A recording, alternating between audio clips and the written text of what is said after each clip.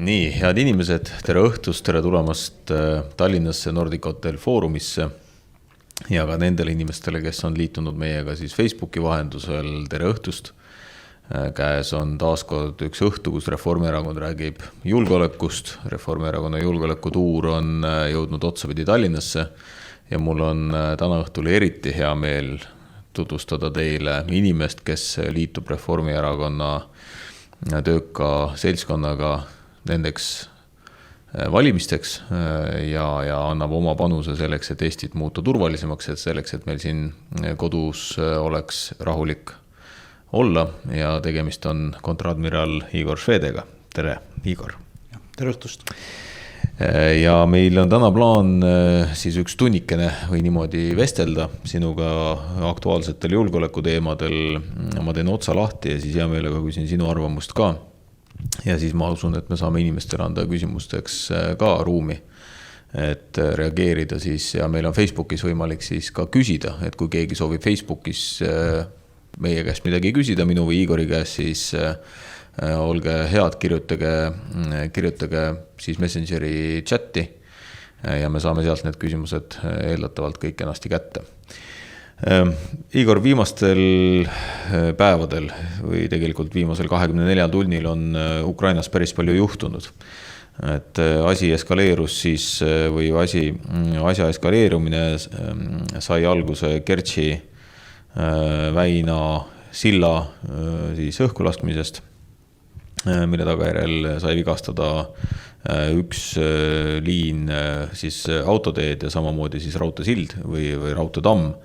Ja sellele siis Venemaa reageeris väga valuliselt, korraldades siis täna läbi sõja ühe massiivsema rünnaku, üle 80 erineva rünnaku siis rakettide ja pommidega, peamiselt küll rakettidega, mille tulemuseks on siis väga palju surnud inimesi. Rünnatud on nii laste mänguväljakuid, tavalisi tsiviilobjekte, ärimaju,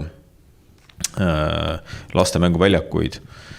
Ja kui vaadata seda, et mis seal praegu paistab, siis minu tagasihoidlik hinnang ütleb küll seda, et ja Lukašenka sõnum sinna juurde, siis avalikkuses on vähem räägitud sellest, et tegelikult Valgevene saatis laupäeva öösel vastu pühapäeva Ukraina võimudele kirja, et nendel on kindlad teadmised, et Ukraina ründab kohe nüüd ja praegu Valgevenet. Nad saatsid selle kirja veerand 11 õhtul või veerand 12 õhtul. Ja selle tulemuseks siis tänane Lukašenka ja Putini omavaheline kokkulepe, et Valgevene territooriumile viiakse Vene väed uuesti suuremas mahus või luuakse ühine väekontingent. Nüüd selge see, et see ei ole mingisugune Lukašenka enese välja mõeldud asi, vaid see on selgelt Venemaa soov siduda siis põhjarindel või põhjas Ukraina vägesid, kus iganes, mis ühikus, kas see on siis diviisi jagu või kaks, aga igal juhul siduda Ukraina vägesid, et nad ei saaks siis edasi liikuda idas ja lõunas.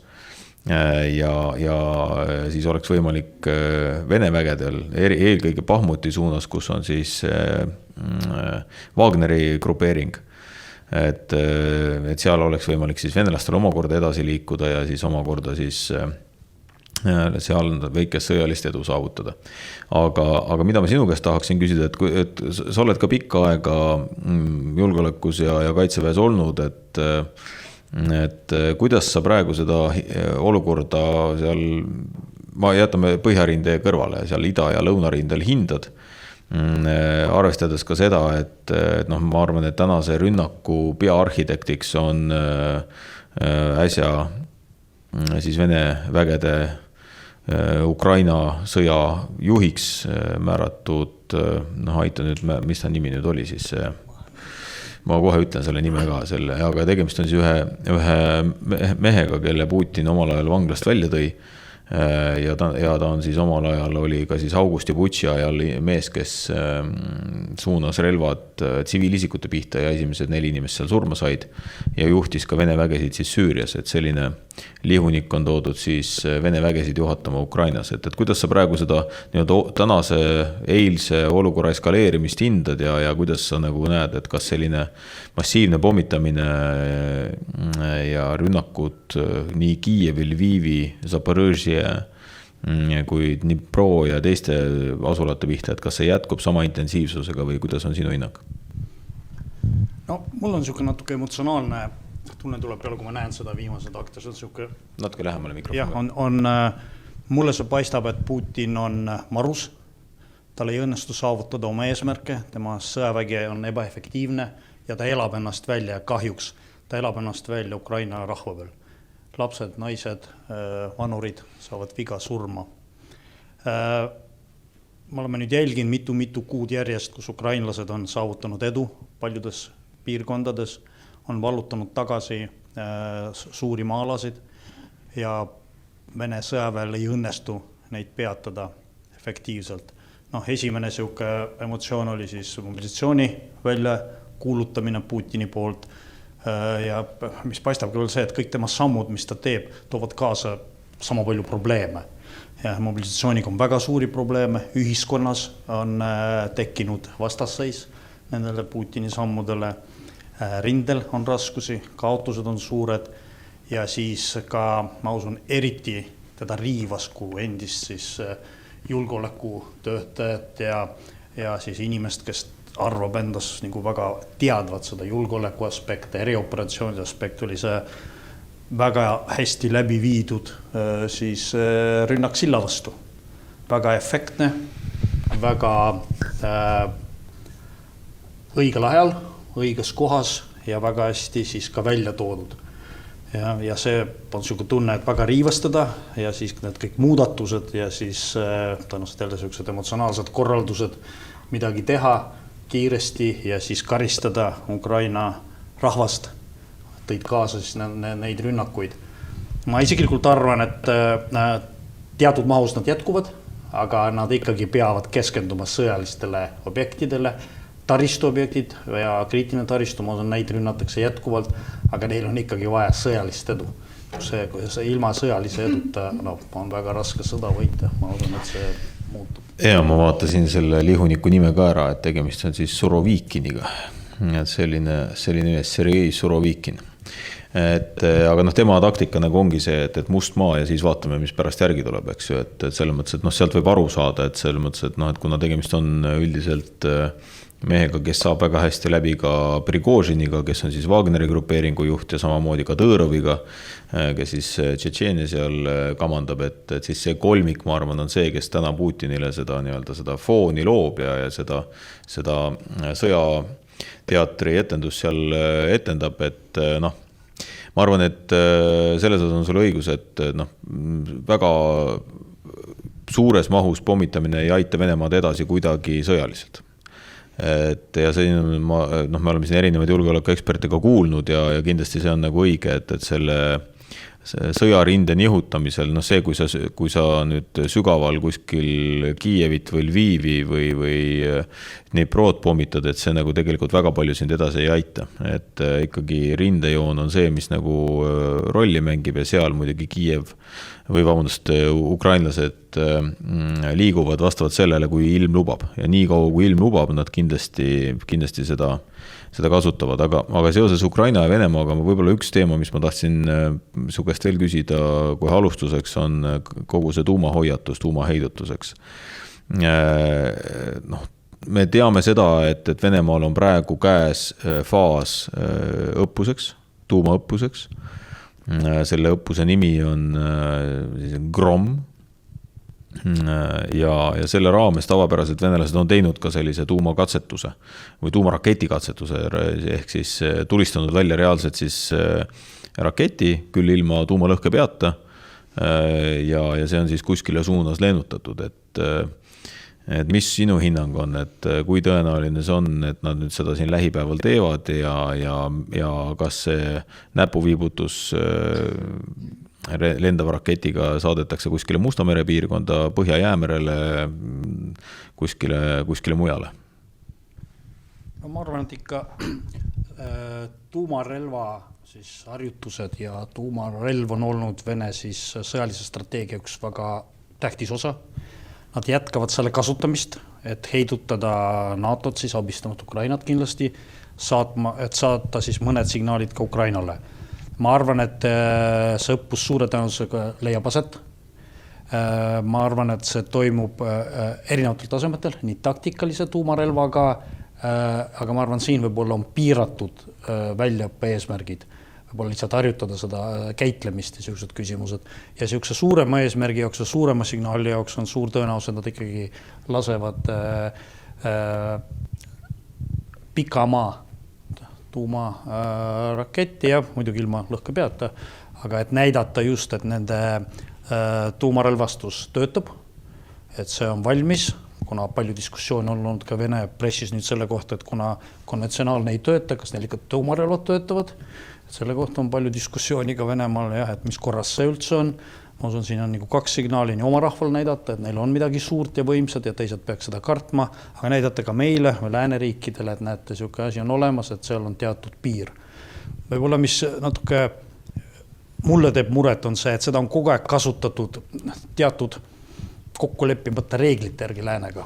Ja, on näidatud teatud asju, lääneriigid on külma sõjal väga hästi õppinud neid signaale aru saama, ise on ka valmis neid näitama ja erinevad sammud on olnud. Ja ta on natuke ikka olnud nii Venemaal kui ka USA's siuke küsimus, mida ikka arutati teatud inimeste ringis. Ja see on nagu teatud protseduuri jälgitud. Nüüd muidugi vaadates seda seisu, mis on Putinil tema kaaslastega ja kogu see juhtimine, kuidas seal käib, et see tekitab muret, et kas ikka on piisavalt inimesi tema ringkonnas, on need ikka protseduurid siiamaani alles, nagu näiteks küsimus see, et doktriini järgi, millal nad nagu kavatsevad relva kasutada, tuumarelva ja kas nad tegelikult jälgivad seda doktriini, et see võib-olla tekitab praeguses olukorras sükst suuremat muret, sest see kogu võim on seal ühe inimese käes ja tema nagu adekvaatsed sammud on väga raskesti aru saadavad. No, minu arust need sammud ei ole ammu enam adekvaatsed, aga jah, et Putini puhul muidugi, kui keegi vaatas tema siis 4 piirkonna annekteerimise kõnet, et siis ka seal oli ju selgelt näha, et tegelikult jätkuvalt hoitakse ju meeletut distantsi, eks ju, et seal Putini kõne ja siis esimese publiku vahel ei ole nagu siin meil umbes 1,5 meetrit või 2 meetrit, vaid seal oli ikkagi 20 meetrit vahet. Kuigi siis need 4 annekteeritud piirkonna juhti toodi lavale pärast ja isegi seal toimus suur kätekallistus, eks ju, et aga ikkagi ma kujutan ette, et need tüübid olid korda 10 ennem ära testitud, et nad sinna üldse sisse lubati. Aga igal juhul me peame arvestama sellega, et Putinil ei ole väga palju käike enam alles jäänud. Et see nende käikude tegemise juures minu arvates nagu üks oluline marker on kindlasti see, et tema soov lääne ühtsust lõhkuda või tuleks korraks võib-olla, räägime selle ühe siis teema veel ära ja siis võtaks võib-olla strateegilise suuna, et üldse mis see nii-öelda Putini soov strateegiliselt on. Tahtsid sa kommenteerida? Tuuma asja kohta lihtsalt ma veel tahaks öelda, et natuke rahustada, et olles 5 aastat NATO-s ja ma olen kogenud, et lääneriigid väga tõsiselt võtavad seda ja neil on vahendid, võimalused ja neil on suur tahe jälgida, mis toimub ja nad teevad seda väga efektiivselt ja nad väga hästi konsulteerivad teiste NATO riikidega ja oma liitlastega ja nad on seda informatsiooni jaganud ka meiega. Nii et see on üks asi, mis nagu annab kindlust, et ikkagi meie liitlased jälgivad seda ja nad on valmis. Ja nagu me nägime ka uudistes, USA saadab päris konkreetseid ja väga otseseid signaale Putinile, et ta ei tohiks selle peale mõelda. No jah, selle tuuma teema võib-olla lõpetuseks, et muidugi tuleb arvestada seda, et loomulikult Venemaa vehib rusikatega ja loomulikult ta tahab näidata, et tal ikkagi midagi töötab ka. Et et ei pea veel päris T-34 võtma garaažist enam välja või muuseumist ära, eks ju, et see tuumarelv neil on, aga ega me lõpuni ei tea, kas A, see tegelikult siis töötab või mitte, aga B tõepoolest, et kui nad peaksid võtma nüüd selle riski, et nad hakkavad tuumarelva reaalselt kasutama, ükskõik kas taktikalist või strateegilist, siis tegelikult on nüüd see koht, kus Venemaa kaotab ka oma nende väheste liitlaste sellise vaikiva toe, et nii Hiina kui India näiteks on praegu nii-öelda vaikivalt ikkagi Venemaad mitte hukka mõistnud ja ei ole nagu väga midagi teinud, eks ju, ja Põhja-Korea samamoodi, et nad lõikavad läbi ka oma need viimased varustusteed, mis neil võiksid olla näiteks ka veel mõningase varustuse saamiseks või moona saamiseks. Ja seetõttu ma arvan jah ka, et see reaalne tuumaoht on ikkagi üsna madal, aga välistada seda lõpuni ei saa. Ja kõik need märgid praegu, mis õhus on, et pigem jah näitavad seda, et selle Grommi raames nad selle nii-öelda testi ära teevad, aga sealt edasi võib-olla rohkem nad ei julge nagu minna. Aga tulles nagu sinu nüüd lemmikdomeeni juurde, kui sõjalises keeles rääkida domeenidest, et siis nii-öelda meredomeeni juurde ja kõik, mis vee peal toimub ja vee all toimub, siis meie ikkagi kõige vahetusläheduses toimunud Nord Streami rünnakud ja tänane vahepealne uudis, et Bornholmi saar on nüüd jäänud elektrita, et siis see kindlasti on nagu märk sellest, et Venemaa proovib teha kõike selleks, et siduda lääneriikide käed kõikvõimalike koduste askeldamistega. Et Deutsche Bahni elektriteadlik sabotaaž, eks ju, Nord Streami plahvatused, nüüd Bornholm, väikesed pahandused Eesti piiri peal, Soome piiri peal põgenikega, eks ju, et selles mõttes, et selline, et kõik riigid justkui peaksid tegelema mingite oma asjadega, et mitte tähelepanu hoida Ukrainal.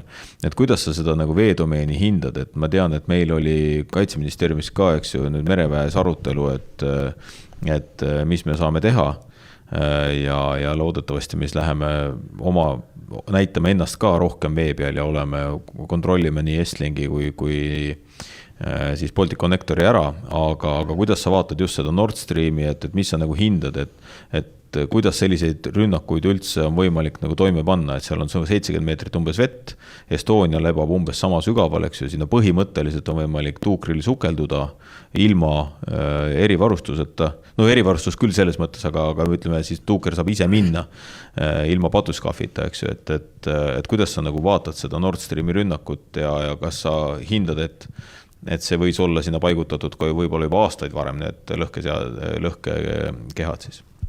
Ma alustuseks selleks jah, et sellest, et Venemaa muidugi püüab siis tekitada segadust, ebakindlust meie ühiskondades, poliitikutes, ametkondades ja siis need väiksed tegevused igal pool, nüüd tuleks meredomeeni juurde tagasi ja tehniliselt see on võimalik, Venemaal on see tehniline võimekus olemas, see ei ole kõige lihtsam, aga see ei ole ka kõige hullem piirkond, kõige sügavam, seda on kõike võimalik teha, seda oleks võinud teha ka pannes need laengud enne sinna, pannes ka võib-olla nüüd hiljuti ja võib-olla mis positiivne on see Läänemere ümbrus on see, et meil on ikkagi väga hea koostöö eri riikide vahel. Lääneriikidel on võimekus nii avastada seda, kui ka siis korraldada vastutegevust sellele. NATOs üldiselt on juba aastaid tähelepanu pööratud sellele, et kriitiline infrastruktuur on ohus ja on ka pööratud tähelepanu sellele, et Venemaa harjutab, loob võimekusi, et seda võimalust ära kasutada, kui läheb vaja. Nii et NATO riigid omavahel konsulteerinud selles, on läbi räägitud ka meetmed ja on ka läbi räägitud ka see, et mis võimekusi eri riigid peaks siis looma. Võib-olla meil see konkreetne moment oli suureks üllatuseks, selles mõttes, et üllatas meid, et just see infrastruktuur, me rohkem arutasime seda, kuidas kaitsta enda infrastruktuuri. Aga ma usun, et nüüd koostöö käib, Soome, Rootsi, Saksamaa, USA, Suurbritannia, Norra kindlasti teevad koostööd, jagavad infot. Ma usun, kuna merel toimuv on väga raske tuua avalikkuse ette, et siis võib-olla ma kõik ei tea, aga ma usun, väga aktiivne töö käib ja ka vaadates neid ettekandeid praegust, siis ikkagi väga palju meetmed võetakse vastu Põhjamerel, nii Suurbritannia poolt kui ka Norra poolt, et tagada turvalisus ka nende sidekaablite turvalisus, mis siis on kulgevad Euroopast USA-sse ja kindlasti me peame Läänemerel tegema seda ja ma räägin jälle, et me kordaks võib-olla seda, et kõige efektiivsemad me oleme siis, kui me teeme koostööd. Venelased on üksinda Läänemerel, väiksemate vahenditega, meil on nad palju efektiivsed, me saame tagada selle, et meil oleks ülevaade, mis toimub. Sest Läänemeri ikkagi nii väga suur ei ole ja kasutades efektiivselt eri riikide nii asukohta kui ka võimed, mis meil on, me kindlasti saame tagada selle turvalisuse. Ja teine asi võib-olla iga riik peaks natuke läbi mõtlema, et vaadata üle, mis varustus neil on, et kas on midagi vaja juurde hankida ja ka läbi rääkida meetmed ja siis sidekanalid teiste riikidega. No meil on see kõige suurem koostööpartner muidugi Soome. Sest meil on ühine huvi, et see infrastruktuur, mis on meie nende vahel, oleks turvatud ja seda saaks teha efektiivselt. No minul on väga hea meel, et muidugi meie head sõbrad rootslased on oluliselt suurendanud Gotlandil olevat väekontingenti, et omal ajal, kui juba läks rahulikuks, et siis teilt Gotlandile jäi põhimõtteliselt ainult selline väga väike üksus, nii-öelda pildikult öeldes sinna ringi käima, et näidata, et me oleme saarel kohal. Tänaseks on nad ikkagi tõstnud selle kontingendi, mis nad siis ütlesid, et sinna tuleb vist ligi 500 pealine seltskond Gotlandile tagasi, et ja see on nagu kindlasti ülioluline nagu just sõjalises vaates, et kui tahta nagu Läänemerd kuidagi katta seal nii-öelda õhukaitsemulliga või õhutõrjemulliga või õhuründemulliga, ükskõik kumba pidi siis võtta, et siis Gotlandi saar on kindlasti ülioluline koht ja meil teisest küljestele meie vaatame seda, et mis meie soetame, et kui meie nüüd laevakaitserakettidest räägime, siis meie uued laevakaitseraketid, mis tulevad, on Blue Spear 5G-d, et siis nende laskeulatus on juba seal ligi 300 kilomeetrit. Et 250 pluss, et eks seal ilmastikust ja muudest detailidest sõltub, aga kuidas sa nagu vaatad ka selle koha pealt, et Eestil on teadlik valik olnud meredomeeni arendamisel tegelikult ju laevakaitses ja meremiinides, eks ju, et see on nagu meie teadlik valik olnud, et me ei hakka endale ehitama ei fregatte, eks ju, et ei korvette, et me oleme teadlikult valinud nagu selle tee, et kas sa hindad, et see nagu meie valik laeva tõrjerakettide ja siis meremiinide sellises valikus on olnud õige? Ma usun küll ja kui me mereväes armastame öelda, et kõigepealt sa nagu hakkad kalda poolt minema ja et sa kõigepealt vaatad, saad olukorra teadlikkuse, püüad aru saada, mis sinu ranniku ümber toimub, kes siin opereerib, mida ta teeb ja see on siis põhiliselt see radarite võrk, seirevõrk, natukene ka teisi vahendeid, sensoreid, mis aitavad selle olukorra teadlikkust luua. Järgmine on see sinu otsus, kas sa tahad kuidagi seda mõjutada. Miinid on selline passiivsed mõjutus, et see, et keegi ei saa sinu sadamasse sisse tulla, keegi ei saa sinu kalda lähedale tulla ja teine ka võib-olla vahest mõnes kohas sa piirad nendega teise riigi võimalust liikumiseks merel. Näiteks nagu Soome laht ja me teame ka esimene teine maailmasõda neid aktiivselt kasutati ja siis see järgmine samm on siis minna kaugemale, et vaadata, et veel kaugema vahemaa peal piirata siis vaenlase laevade liikumisvabadust ja siia siis mängu tulevad raketid. Mis muidugi on see, et mida kaugemale me hakkame siis oma relvadega mõjutama vaenlast, seda parem peab meil olema arusaam sellest, mis seal toimub. Sest ta võib küll lennata nii kaugele, me peame teadma, et seal on keegi ja me peame ikka positiivselt tuvastama, et see on ikkagi vaenlane. Ja siin on ikkagi jätkuvalt on vaja kohalolekut merel ja see on siis nüüd see patrulltegevus, mida me teeme nüüd eriti nüüd ühendades siis laevastikke, et see peab jätkuma, me peame vaatama, kuidas me seda tulevikus teeme, mis formaadis ja mis vahenditega ja mis mahus. Ja teine asi, mis on jälle, nagu ma ütlesin enne, väga positiivne Läänemerel, et meil on nii palju liitlasi siin. Ja siin Soome, Rootsi, NATO-ga ühinemine muudab kardinaalset olukorda. Sest me saame seal Läänemere nii merepildi kui ka õhupildi ikka täiesti kontrolli alla ja efektiivselt infot vahetades vaenlasel tulevad väga rasked ajad, sellepärast, et arvestades geograafiat ja ka võimekusi, mis on Soomel, Rootsil, meil ja teistel NATO riikide. Võib-olla viimasena, mis ma rõhutaks, et just siin vist nädal tagasi kohtusime Saksa mereväe ülemaga, et sakslased on ümber hindamas oma siis mereväe tegevust, on välja tulnud ettepanekutega parandada juhtimist Läänemerel, paremini koordineerida seda ja on nõus tooma ka lisavõimekusi siia. Ja siin päris palju juttu on selle kohta ka, et allveelaevad tuleks siia lisaks Rootsi allveelaevadele ja me loodame ka, et taanlased oma uue laevaehitusprogrammiga ka hakkavad rohkem panustama nüüd mitte ainult siis Põhja-Atlandis Gröönimaa ümber, vaid ka tulevad mõnes mõttes tagasi Läänemerele ja siis on ikkagi NATO riikide üleolek Läänemerel on arvestatav. Jah, selle Läänemere teemaga ma olin eelmisel nädalal Varssavi julgeolekufoorumil, mis on kasvanud väga-väga suureks ja väga tõsine ettevõtmine ja seal avapaneelis Ben Hodges, keda sa väga hästi tead, Ameerika Ühendriikide kindral, kes seda paneeli juhtis, siis me jõudsime väga huvitava debati nagu seal, et tegelikult siis ma käisin välja sellise mõtte, et kui me kõik teame ingliskeelset väljendit air policing, et mis on siis meie õhuturbe tagamine, et siis tegelikult äkki peaks nagu võtma kasutusele ka sellise asja nagu sub policing, ehk siis veealuse patrullimised, mida me tegelikult väga palju täna ei tee, aga ega me ka ei tea, et kui meie vastasmängija tegelikult vee all toimetab, eks ju, et kes Eesti olusid vähem teab, et siis Eestis on, kunagi oli siis Hara lahes oli allveelaevade baas, Põhjarannikul ja seal on jätkuvalt tegelikult üks Eesti sügavamaid väga lähedal rannikule asuv selline auk, kus on üle 120 meetri vett ja see on selline väga ideaalne koht, kus vahest käia natukene võib-olla toimetamas, aga me ei tea täna, et seal keegi oleks käinud. Aga põhimõtteliselt, et selline nii-öelda sub policing peaks olema nagu ka täiesti normaalne, et me suudame vajadusel siis mõjutada neid, kes seal vee all on ja teiseks me suudame saada ka siis julgeolekualast teavet ja ülevaadet. Aga nüüd Soome ja Rootsi puhul, et kuna nemad on siin kohe-kohe nüüd NATO-ga liitumas, 2 riiki on meil siis jätkuvalt jätnud ratifitseerimata või on ootel, üks on siis Ungari. Ungaril väidetavalt ei ole küll midagi selle vastu, et Soome ja Rootsi liituvad, aga eks nad püüavad oma kala sogases vees ja loomulikult Türgi.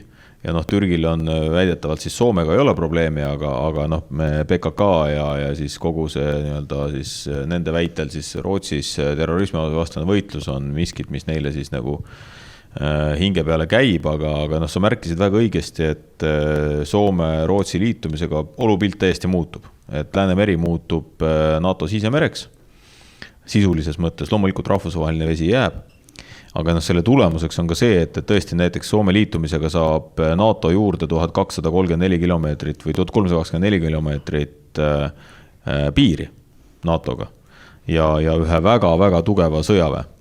Et Soome kaitsejõudude plaanis soetada juurde endale 64 varghävitajad F-35 on ikkagi pluss poolakate soov umbes samas mahus vist isegi rohkem F-35 soetada tähendab seda, et meil siin kahe liitlase, soomlaste ja poolakate juures saab olema selline F-35 nagu vägi, mida ikkagi Vene õhuvägi hirmsat moodi nagu pelgab. Et kas sa seda õhudomeeni ka natukene tahad kommenteerida, et mis see meile tegelikult tähendab, et üks on meie enda nii-öelda õhuturve, keda meil siin praegu esindavad sakslased ja sakslased on muuseas siin samas hotellis, et nemad tagavad meie õhuturbe täna, aga just see, et see soomlaste 64 F-35 soetust ja mis see nagu meie regioonile ja Läänemere regioonile üldse tähendab? Ja õhudomeen on väga tähtis, ma usun Läänemere piirkonnas ja esimene asi ütlen kindlasti, et NATO on tugevalt üle Venemaast siis õhus.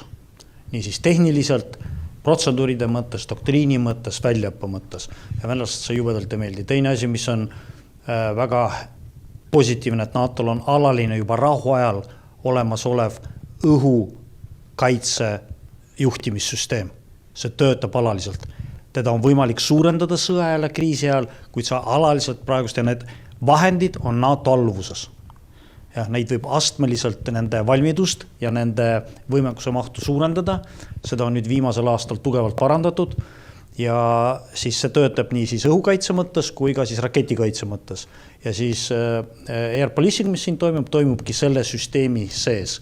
Sakeuril on juba rahuajal teatud volitused ja ta on valmis kiiremas korras seda võimet suurendama, juhul kui kriis tuleb ja poliitiline otsus tuleb. Seda võimet suurendati just hiljuti teatud otsustega, planeerimist on tugevalt parandatud, on parandatud sidevõimekusi ja on parandatud ka erinevate vahenditega kaasamist. Ja nüüd siis, kui just peale Ukraina sõda olid kümned lennukid riikide poolt SACEUR-ile antud siis tema alluvusse ja tema SACEUR on siis, et kuulajatele ka, et SACEUR on Euroopa vägede ülemjuhataja. USA kindral ja tema siis kasutas seda nii luures, seire kui ka siis ka hoiatustegevuseks. Lisaks sellele on hästi paljud riigid andnud tema käsutusse alaliselt seirevahendeid, nii siis aktiivseid radareid kui ka passiivseid vahendeid ja lisaks sellele õhukaitsesüsteeme. Nii et see süsteem töötab alaliselt, see fikseerib nii Vene lennukite kui ka rakettide lendu ja sellest informeeritakse siis kõiki NATO riike.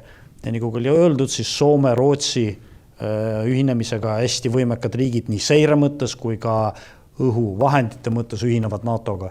Ja tuleb veel arvestada, et meil oli, kuidas öelda, natuke väljakutse kogu aeg see, et Eesti on sellises geograafilises kohas, kus NATO lennuväljasid oli kogu aeg vähe. Me arendasime väga hästi Ämarit, but see oli kogu aeg ebapiisav. Soome ja Rootsi ühinemisega lennuväljade maht ja nende võimekus drastiliselt suureneb. Ja viimane asi võib olla see ka NATO plaanide järgi ühed kõige kiiremini ümber paigutatavad ja eriti USA-st vahendid on lennuvahendid. Ja USA-l on nad väga võimekad. USA on seda siin näidanud õppuste käigus, kuidas nad paigutavad neid ümber Euroopasse, kaasa arvatud ka kogu logistika ja toetus ja relvad ja on näidanud, mida nad saavad nendega siin ka teha. Nii et sellega tuleb ikka väga arvestada ja üldiselt, kui sa vaatad Venemaa hinnanguid, nad on kõige rohkem mures NATO ja siis lennuväe pärast. Ja seda on ka ajalooliselt liitlased näidanud ka viimastes sõdades, et nad on täiesti üle siis ütleme Venemaal või Nõukogude Liidus toodetud tehnikast.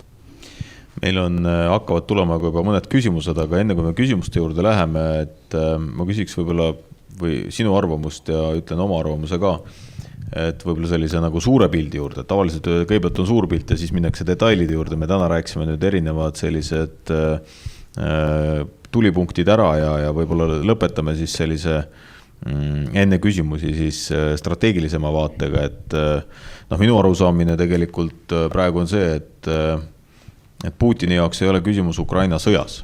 Et tema jaoks on küsimus ajaloos ja selles, kuidas tema läheb ajalukku, et kas ta on ajaloos võrdses kohas Katariina II ja Peeter Esimesega ja nii-öelda suur Venemaa taastajana või õigemini täpsemalt siis Novorossija taastajana, kuna see piir, mida ta praegu siis on vallutanud, need 4 piirkonda ja Musta mere äär, et see oli tegelikult siis Katariina II aegne nii-öelda Novorossija piir, et tegelikult ta tahab minna ajalukku ja ütleme see, et kas Venemaa või kui Putini käsul Venemaa kaotab seal 100 000 või 200 000 või 1 miljon meest, et see ei ole tema jaoks nagu mingi mure, sellepärast et 140 miljonit jääb ju ellu. Et seda on karm öelda, aga tegelikult mulle tundub, et see strateegiline mõtlemine ja see strateegiline vaade on seal sinna suunas. Et küsimus ei ole selles, palju inimesi surma saab, küsimus on selles, et millise legassiga või millise ajaloolise pärandiga läheb Putin ajaloo raamatusse. Ja see on see tema nii-öelda siis viimse päeva arusaamine, miks praegu seda sõda sellisena peetakse, et ja kõik muud on vahendid.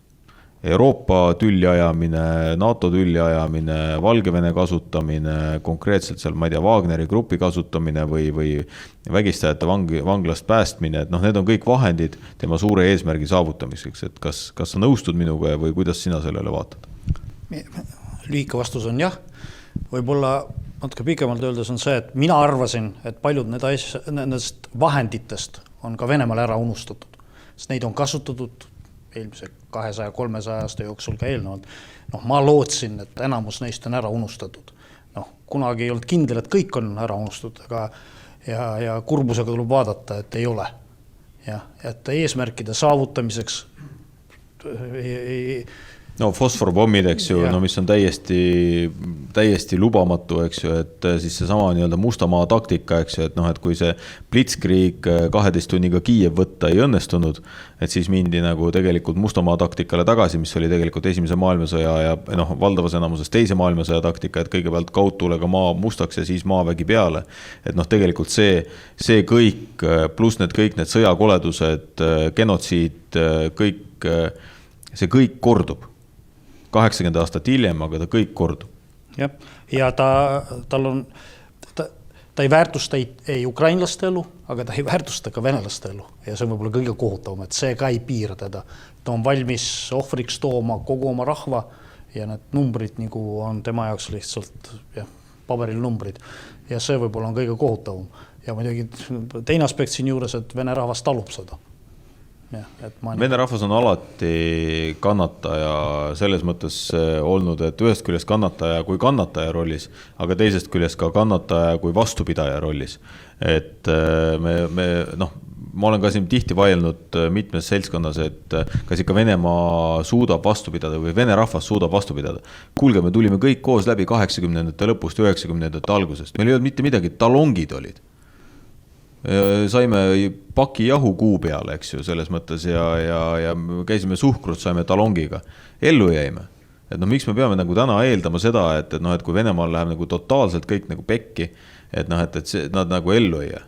Jäävad, täitsa kindlalt jäävad. Et see, ja veel kord see, Putinit see nagu ei morjenda väga, et see on see kõige, nagu sa väga õigesti ütled, tegelikult, et see on nagu kõige urem, et äkki on ära unustatud. Ei ole. Kõik on tagasi tulnud. Aga lähme esimeste küsimuste juurde, et esimene küsimus, mis mulle siit veebiavarusest keegi, kes meid vaatab, on küsinud, et Ukraina liitumise kohta NATO-ga. Et see on kindlasti väga põnev teema, kindlasti tekitab palju kirgi, aga me saame ka aru, miks Ukraina võimud selle avalduse tegid, see oli kohene ja kiire vastukäik Venemaa siis annekteerimise otsusele 4 oblasti kohta ja küsimus, et kui kas Ukraina liitumine NATO-ga tähendab 3. maailmasõda, et siis olgu sissejuhatuseks öeldud, et sinu arvamus ka kindlasti, et selleks, et Ukraina saaks liituda NATO-ga, on vaja kõikide NATO liikmete nõusolekut, et see on esimene eeldus. Teine eeldus, kui minna nagu nüüd päris by the book, siis on tegelikult sellele eelnab map, ehk siis nii-öelda see roadmap, kuidas NATO liikmeks saadakse.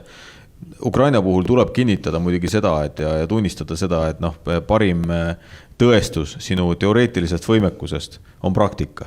Ja Ukraina on tõestanud, et ta kindlasti on, tema sõjavägi on võimekas. Et selles ei ole nagu kahtlust. Aga et kindlasti see ei ole koht, kus NATO oma ühtsuse kaotab. Ja kindlasti see ei ole nagu nii lühikene otsus, et lihtsalt tuleks kokku öeldakse, et nüüd on Ukraina NATO liige. Loomulikult see tähendaks seda, et NATO sellisel juhul oleks Venemaaga sõjas, sellepärast et NATO kaitseb igat oma tolli ja sellepärast oleks ka Eesti suunal väga selgel seisukohal, et nagu ka Läti, Leedu, kõikide teiste ja ka Soome, see on põhjus, miks Soome liitub NATO-ga muuseas. Sest et see Venemaa sõda muutis põhimõtteliselt NATO-sse suhtumist soomlaste poolt. Aga võib-olla paar kommentaari siis selle Ukraina ja NATO liitumise kohta sinu poolt ka. Ma võib-olla ütleks, et see oli signaal Ukraina poolt, tugev signaal, et see on täiesti neile aksepteerimatu, mida tegi Venemaa annekteerides need piirkonnad ja siis õige, see on pikk protsess, kõik riigid peavad nõus olema, Ukraina kindlasti peab veel teatud asju tegema ja sõjaväe poole pealt nad on tõestanud, et nad on väga võimekad ja nad on tõestanud seda nagu lahingväljal, kõik seda aksepteerivad, aga jah, see tegevuskava tavaliselt tehakse riigiga ja NATO-s räägib selle läbi, kõik liitlased on tavaliselt sinna ka kaasatud ja me muidugi aitame Ukrainat nii palju, kui me saame, nii poliitiliselt kui ka praktilistes sammudes, sest seal on suurem programm, mis on veel vaja ära teha. Ja vaatamata kõigele, et NATO on muutunud oluliselt efektiivsemaks, et ka need esimesed korrad, kui mina nüüd NATOs olen käinud ja ülehomme on meil NATO kaitseministrite kohtumine, et siis sa näed nagu seda, et NATO on muutunud nagu oma aruteludes praktilisemaks. Et sellist diplomaatiat on jäänud natukene vähemaks, mis ongi praeguses olukorras ainuvõimalik, aga noh, teisest küljest nii-öelda tavaolukorras me peame aru saama, et iga uus liitumine tähendab ikkagi sellise pika diplomaatia ja bürokraatia tagasisaabumist, eks ju, et see ei ole lihtsalt nii, et liitun, ütlen, et ma olen siin, tehke uks lahti ja ma olen kohal, eks. Aga hea meelega võtaks publikust küsimusi, et nii, aga me peame vist mikrofoni kandma, eks ju, nii et kui keegi või okei, aga ole hea, küsi ära ja siis ma vaatajatele saan üle täpsustada. Korraks mainisite ka, et on selline rahvusvaheliste veteala Läänemeres olemas ja Venemaal on hetkel võimalik ka liigutada oma laevu siis Läänemeres, näiteks Kaliningradist Peterburi kanti. Kas kuidagi on üldse võimalik seda rahvusvahelist õigust austades takistada kas või sõjalaevade liikumist, sest näiteks seal Mustast merest ei ole Venemaal nii lihtne laevu välja viia ja eriti veel sõjalaevu ka liigutada? No seal on nüüd mitu aspekti. Kõigepealt Musta mere koha pealt Igor kindlasti oskab väga hästi kommenteerida veel, aga ma ütlen omalt poolt mõned mõtted. Esiteks Musta mere puhul on see, et Must meri on sisemeri. Ja seal on, Türgi kontrollib väga suurt osa Bosporuse väinadest, mis tähendab seda, et nendel on võimalik see nii-öelda kõri kinni keerata. Läänemere puhul, isegi kui me räägime territoriaalvetest, näiteks kui Eesti ja Soome lükkaksid mõlemalt poolt oma nii-öelda piirid kokku ja oleksid ainult territoriaalveed, Eesti territoriaalvesi ja Soome territoriaalvesi, siis rahvusvaheline mereõigus annab õiguse ka rahumeelselt läbi sõita läbi territoriaalvee. Nii et see ei takista rahumeelselt läbisõitu ja kui näiteks viiakse kas või tuumaallveelaev, mida me ei ole siin näinud, kuna Läänemeri on suhteliselt madal, eks ju, aga põhimõtteliselt tuumaallveelaev, kui ta liiguks Peterburi sadamasse või näiteks Kaliningradi, siis ta saab liikuda, olles vee peal. Nii et selles mõttes, et rahumeelne läbisõit on alati lubatud, nii et see väga palju juurde ei annaks. Sõjaolukord on hoopis teine olukord. Sõjaolukorras, puhtteoreetiliselt on olukord, me näeme seda, et Venemaa rahvusvahelisest õigusest kinni ei pea. Ja puhtteoreetiliselt, kui me kõik saame aru, et kui soomlastel on meremiinid olemas, meil on meremiinid olemas, siis puhtteoreetiliselt ma ei ütle seda, et me seda rahvusvahelist õigust nüüd eirame. Aga ma ütleks, et kui Venemaal oleks võimalik näiteks nii-öelda, ma ei tea, Hankos Sillamäele panna siis niimoodi miinikardini ette, nad ei kõhkleks hetkegi, täitsa kindlalt. Aga ma ei tea, Igor, sa mere teemat tunned nii hästi, et... Musta mere piirkonnas on Monroe konventsioon ja see seab neid piirangud, nii et Türgil on selle konventsiooni järgi teatud õigused piirata, nii et nad kasutavad seda ja selle tagajärje, et Musta mere laevastiku laevadel on suuremad probleemid. Jah, kui on avameri, siis on väga raske piirata, sest see piiramine toob kaasa tõenäoliselt konflikti olukorra, mis siis kaasanud teised asjad. Blokaad on enam-vähem sõja kuulutamine ja nagu me mäletame, siis USA kasutas Kuubal karantiini just selle jaoks, et mõeldi uus termin välja, et mitte tekitada siis kriisiolukorra või sõjaolukorra. Karantiin. Ja, nii et on neid asju tehtud, aga eks me jälgime, vaatame, kuidas on, aga praegust NATO püüab hoiab liini, et nad ei ole osapool konfliktis ja me toetame poliitiliselt Ukrainat ja siis liitlasriigid nii palju, kui saavad toetavad Ukrainat ka praktilistes küsimustes. Jah, eks see on kahepoolne abi tegelikult, mida riigid siis Ukrainale annavad, et see ei ole NATO kui organisatsiooni abi Ukrainale, eks. Nii, võtame järgmise küsimuse. Et selline küsimus, et venelane liigutas oma seda tuumaallveelaeva, et kas ta nüüd sadamast viis ta ära, et ta ei oleks nähtav või lihtsalt valmistub mingiteks provokatsioonideks või lihtsalt oma turvalisuse pärast või lihtsalt Ukraina ja maailma hirmutamiseks? No siin tuleb nüüd aru saada, et mis see venelaste taktikalise tuumarelva õppus Grom endast tähendab või mida see endast ette kujutab, et tegelikult tuumatriaadi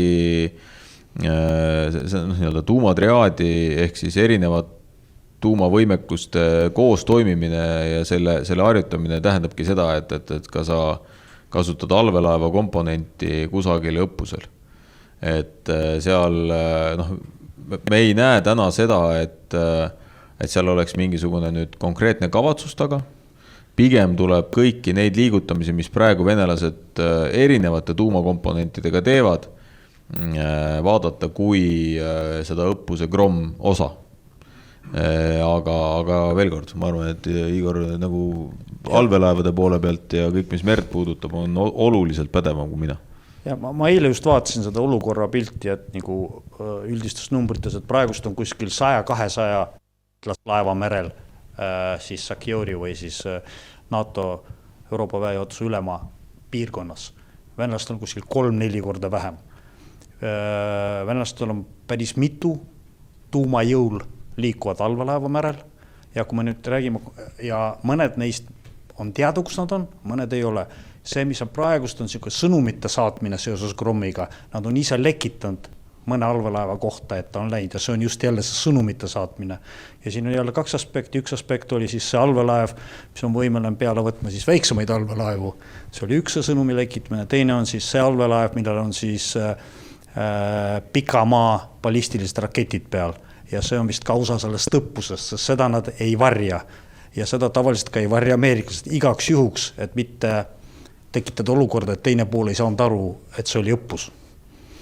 Jah, nii et üldjuhul on teada, et tuleb siuke õppus, seda antakse teada, et ära hoida siis intsident just selles küsimus, et kas oli õppus või ei olnud õppus ja kes lasi. Just, et selles mõttes, et jah, tuleb nagu aru saada, et milliste mängijatega nagu, et ütleme, väga oluline mängija, mida me täna ei ole jõudnud puutuda ja ma arvan, me ei jõua ka, et aeg saab otsa varsti, aga kõik, mis puudutab strateegilist kommunikatsiooni. See strateegiline kommunikatsioon on nagu ülioluline sõjas. Me näeme, kui hästi praegu on ukrainlased seda strateegilist kommunikatsiooni teinud, aga teisest küljest, et kõik need liigutamised, eks ju, et selliste vägede liigutamised või selliste mingisuguste asjade, sümboolsete asjade näitamine. No see, et Putin pärast Kertši väina plahvatust või silla plahvatust, eks ju, hüppab ise demonstratiivselt Kamassi rooli, eks ju, hakkab hirmsooga sõitma, eks ju. Et siis see ei ole ju selles mõttes mingisugune tõsiselt võetav plaan, et Putin läheb nüüd labidaga viskama betooni kuskilt ära, eks ju. Vaid see on selgelt ikkagi pildi jaoks, et saada nagu näidata, et liider on kohal ja ta hakkab nagu siis hakkab kohe reageerima, eks, et see on puhas stratkom, et seal ei tasu otsida mingisugust sisu. Ja küll erinevalt näiteks Putini stratkomist, eks, et kui tema istub läikeva Kamassi rooli, eks, et siis Zelenski on tegelikult rindel. Ja kui ma seal Ukrainas olles ka rääkisin erinevate kindralitega, et siis ongi see, et Zelenski üldiselt kui ta rindele ka läheb, siis ta põhimõtteliselt ütlebki, et kui meie mehed on seal, siis on tema ka seal. Ja ta ongi seal. Et ta selles mõttes, et ei tee nagu see, et Putin istub kuskil punkris, eks ju, teeb ühe videopöördumise ja siis asjad juhtuvad, eks ju.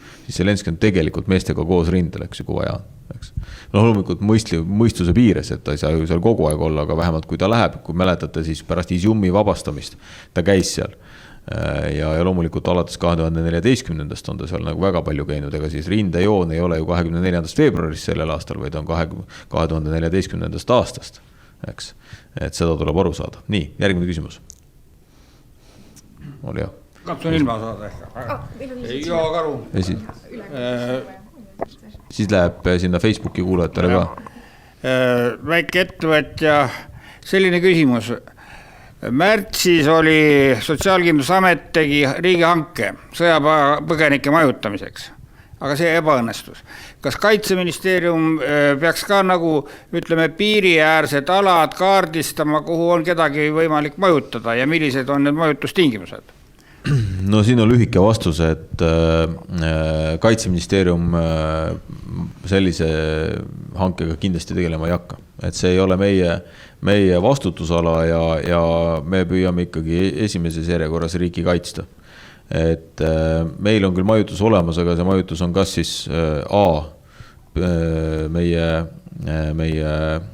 siis brigaadide juures olevates sõjaväeosades või kaitseväeosades või siis telkides, eks. Nii et selles mõttes, et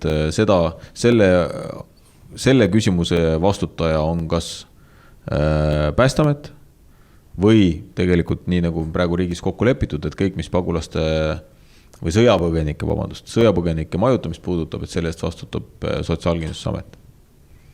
Aga seal näiteks piiri ääres võin kohe öelda, täna kohtusin Lõuna-Eesti vallavanematega ja Krabi koolimaja on täitsa tühi, nii et seal oleks vabalt võimalik kohe saada täitsa uus maja, aga kooli kinnipanemisel tühjaks jäänud. Ole hea. Igapäevaselt jälgime rindejoont. Te ütlesite, et rindejoon lihkub vastavalt ilmastikule. Kas see ilmastik on nüüd ainukene, mis takistab? Mõte oli selles, et see rindejoone sõjategevuse intensiivsus sõltub sellest, mis ilm teeb. Et kui ilm läheb väga vesiseks ja märjaks, siis raske tehnikaga läbi liikuda sealt praktiliselt ei ole võimalik. Et kui sa ühe tankiga isegi läbi lähed näiteks või ühe soomukiga läbi lähed, siis sa sealt kolonniga läbi ei lähe. Ja see on see põhjus, mis võib hakata takistama siis Ukraina vägede edasi liikumist. Ja teistpidi, et kui tuleb väga palju lund maha, siis on sama lugu, et suurest lumest ei olegi väga lihtne läbi minna. Nii et loodus on see, mis teatud piirangud ründetegevusele või kaitsetegevusele, kui kummalt poolt vaadata, piirangud seab, et see on lihtsalt selline puhtalt loodusest tulenev. Aga mis siis varustuse koha peal kõige kitsam koht on? No kõike on vaja, et selle mõttes, et loomulikult kõige olulisem praegu, mida ukrainlased ootavad, on laskemoon. Ja eelkõige nad ootavad tegelikult pika ulatusega laskemoona. Ameeriklastel olete seda HIMARS-i nime kindlasti kuulnud, et siis HIMARS-i laskeseadmele on võimalik sisse panna ka ATACMS relvad või siis raketid, mille laskeulatus on väga, väga suur juba. Ja eks see on see, mida tegelikult ukrainlased tahaksid saada, aga sinna juurde, kuna ma Ukraina kaitseministriga olen pidevalt ka sõnumivahetuses, et siis loomulikult nad ootaksid ja ootavad praegu talvele vastu minnes telke, talveriideid, generaatoreid, kütteseadmeid, põhimõtteliselt kõike, mis aitab talve üle elada. Ja meie abipakett, mille me nüüd sel nädalal kabinetis heaks kiidame, täpselt sellele ka keskendub. Me anname neile laskemoona, me anname neile talvevarustust ja me anname neile killu- ja kuuliveste. Et see on täpselt see, millele meie oma selle siis juba järjekorras 9. abipaketi suuname. Nii, ole hea. Ma tahtsin küsida, kas Ukrainas on läbi viidud totaalne mobilisatsioon. Minu arvestuste järgi peaks vist nii olema, et 10% elanikkonnast on sõjas selle kaitsejõududes kasutatav. Nii et seal peaks olema 3-4 miljonit sõjameest. On see nii või kuidas see inimolukord on, kui me vastas on Venemaa? Jah, tahad sa ise kommenteerida? Ma ütlen, mis ma tean, mul on onupoeg, elab Kiievis.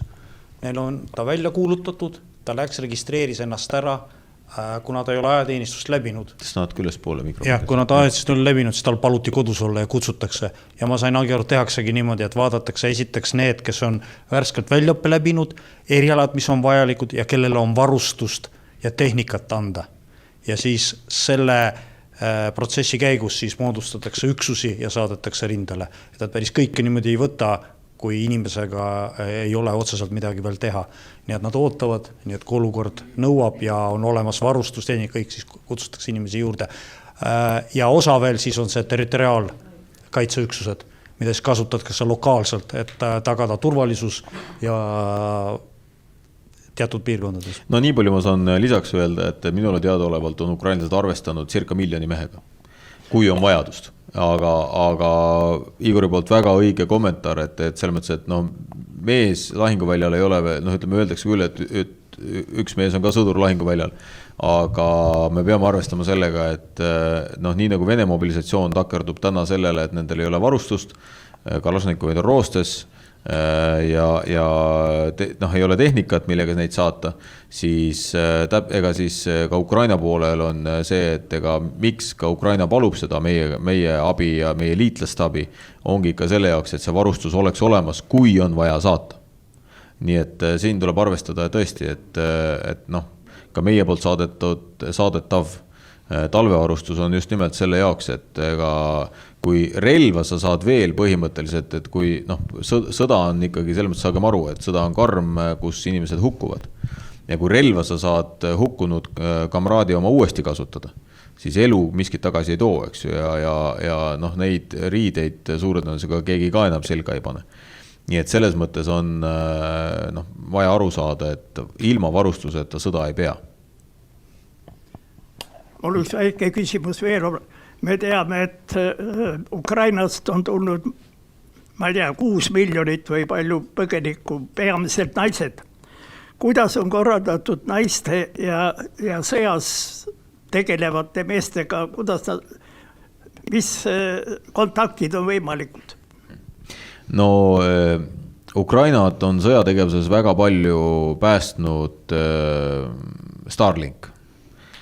Starlink netiühendus, mis on siis Elon Muski poolt pakutud, kuigi tema viimased sõnavõtud on olnud mõnevõrra kummalised. Ja siis tõele auendes on olnud see väga suur osa sellest sidepidamisest, et seal üldse side oleks. Ja venelastel ei ole väga palju võimekust Starlinki maha suruda, kuna see tuleb üle satelliidi. E-mailiga saab? No põhimõtteliselt pole vahet, et selles mõttes, et kui sul on olemas telefon, kui sul on elekter, kui sul on olemas generaator, kuhu sa saad telefoni laadima panna ja kui sul on telefon seal kaasas, ega siis need rindevideod, kõik mis tulevad, ega need on ikkagi tehtud telefonidega, et seal ei ole, vennad ei käi sellise suure kaameraga ringi ja ei filmi, eks ju, nii et need on kõik telefonivideod ja kui sul telefon on, levi on, siis sa saad ka lähedastega ühendust. Ma ütleks asja juurde, et samas Ukrainas on väga hästi näidanud, nad on väga hästi läbi viinud varjatud ja turvatud operatsioone. Nii et kui me mäletame 2014, neil oli palju kaotusi selle pärast, et venelastel õnnestus määrata nende asukoht just selle pärast, et ei täidetud väga hästi seda sidedistsipliini. Siis praegust on näha, et need üksused, mis aktiivselt osavad lahingtegevus, peavad vahest loobuma siis sellest sidest oma sugulaste ja lähedastega ja saavad seda teha peale siis lahingpiirkonnast lahkumist. Ja see on neile väga suurt edu toonud. Ja nemad on nüüd tagurpidi siis just venelaste distsipliini rikkumised side poole pealt ära kasutanud, hävitanud nende juhtimispunkte, nende ülemaid kindraleid. Et see on siuke väga hea aspekt Ukraina poole pealt, näitab nende distsipliini ja väga suurt arukat tegutsemist. Arvestades, kui oluline on side, siis see on valdkond, kuhu ka näiteks Eesti Kaitsevägi praegu investeerib väga-väga suure hulga raha, et tagada turvaline side just üksuste vahel. Kaer. Ja, ma tulen Riigikogust. Seal üks härra jälle rääkis meile, et kuna Eesti on andnud 100 miljonite eest Ukrainale sõjalist abi, siis me oleme siin täitsa kaitseta, et kuidas sellega on. Ja teine küsimus on mul ka. Ma ei päi seda nime isegi ütlema, ma isegi tean, jutu pealt juba kellega tegemist on. Üks MH nimeline või initsiaalidega. Oli sul, tahtsid täpsustada öelda lõpus? No sellega on väga lihtne, et tõepoolest Eesti on Ukrainat aidanud umbes 255 miljoni euro väärtuses erineva abiga. Laskemoonaga, erineva varustusega, aga minu sõnum on väga lihtne. Ukrainas on täna ka Eesti sõda. Iga Javelin, mis võttis maha ühe Vene tanki, on üks Vene tank vähem meie piiri taga. Nii lihtne ongi. Ja kui vaadata, et praegu venelased on kaotanud seal umbes 2600 tanki, üle 6000 soomuki ja nii edasi. Noh, ma ei räägi veel inimkaotustest. Ja puhtalt tehnika pealt, siis iga abi, iga mürsk, mille me oleme sinna saatnud ja see on maha võtnud näiteks ühe venelaste haubitsa, siis see on üks vähem haubitsat Eestit ohustamas. Jah, me oleme teatud riske võtnud, aga me oleme need riskid võtnud täiesti teadlikult Kaitseväe juhatajaga koos. No näiteks ka selles paketis, mis me nüüd valitsuses heaks kiidame, no näiteks talvevarustus, mille me saadame, ei ole meie uus digilaik, vaid on vana analooglaik. Meie Kaitsevägi ei kasuta seda riietust enam. Ta on igaks juhuks olnud varus, aga Ukrainas on seda täna rohkem vaja. Meie enda üksused on kõik talvevarustuses olemas. Et see kogus, mille me ära anname, või näiteks me anname ära ka kummikuid, mis on siis soojustusega seest. Meie Kaitsevägi ei kasuta enam kummikuid, aga need olid meil igaks juhuks alles. Nii et noh, jutt sellest, et meil ei ole siin midagi, ma vastan hästi lühidalt. Eestis ei ole kunagi olnud laskemoona nii palju kui täna. ja lähiaastatel tuleb veel juurde. Ma ei tohi ühtegi numbrit öelda mõistetavalt, aga ma saan öelda, et meil ei ole kunagi laskemoon olnud Eestis nii palju kui täna. Ja kui ma võtan lähemad 2-3 aastat, siis me soetame laskemoona juurde seal suurusjärk ligi €1 miljard eest. Ja samamoodi muu varustusega.